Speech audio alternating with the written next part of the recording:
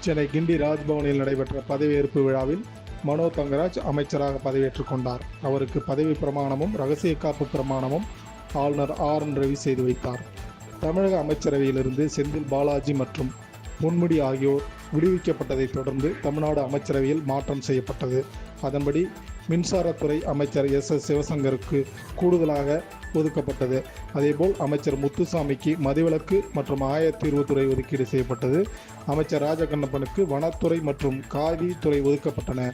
மேலும் அமைச்சரவையிலிருந்து நீக்கப்பட்ட மனோ தங்கராஜ் மீண்டும் அமைச்சரவையில் சேர்க்கப்படுவார் என அறிவிப்பு வெளியானது. இதனிடையே ராஜ்பவனில் நடைபெற்ற பதவியேற்பு விழாவில் மனோ தங்கராஜ் அமைச்சராக பதவியேற்றுக் கொண்டார். அவருக்கு பால்வளத்துறை ஒதுக்கீடு செய்யப்பட்டுள்ளது. இந்நிகழ்வில் முதலமைச்சர் ஸ்டாலின், துணை முதலமைச்சர் உதயநிதி ஸ்டாலின், அமைச்சர்கள், அரசு உயர் அதிகாரிகள் உள்ளிட்ட பலர் கலந்து கொண்டனர்.